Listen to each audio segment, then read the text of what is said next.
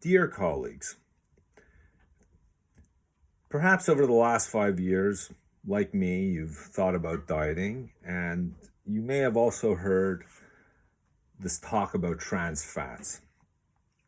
And trans fats are essentially partially hydrated fats.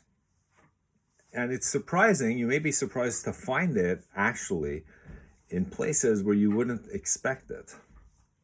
But what is a trans fat? A trans fat actually comes from vegetable fat, and it's in a semi-solid state, which means it's not quite liquid, yet it's not quite solid.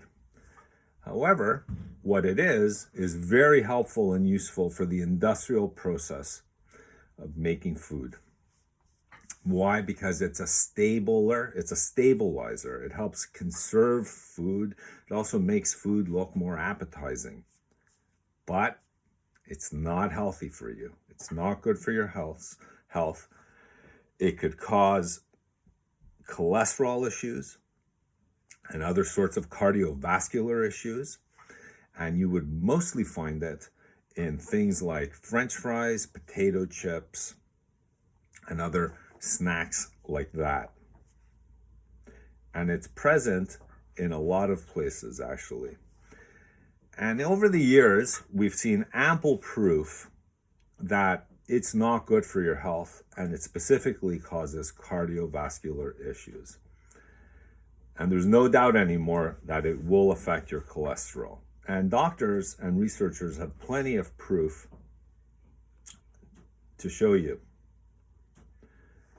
Now, what's also true is that in the areas where trans fats have not been banned or restricted, you do see an increase in people's cholesterol level overall.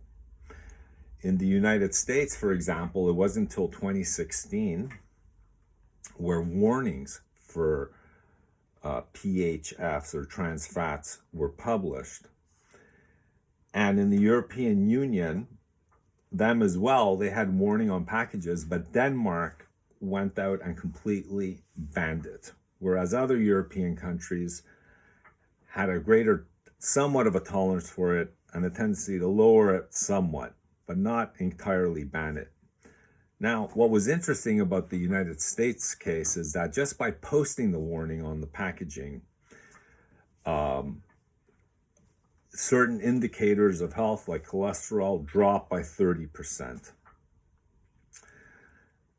The interesting thing about all this is that you could even find trans fats in organic food that you would otherwise think is healthy for you, and you would never think that there would be trans fats in there. There are in some situations. Case in point, even baby food. You know, the little purees that come in the glass little bottles? There are trans fats in some of those. So some people feel that, or they could make the argument that trans fats actually help reduce the cost of food. That without them, the price would go up. However, that's not really true, because in many countries, we actually see the opposite. For example, if we take Denmark again, where no trans fats are allowed, the cost of a McDonald's meal is about the same as the price of a McDonald's meal in Germany, where trans fats are restricted, not banned, but restricted. And in Denmark, you're seeing that the price is comparable, if not the same as the price in Germany, and it has 10 times less calories on top of it. So the benefits are huge. So the question is, why don't we do this all over the place? Some cynics might say that it benefits the industrial food manufacturers. Perhaps, but that's a conversation for another day.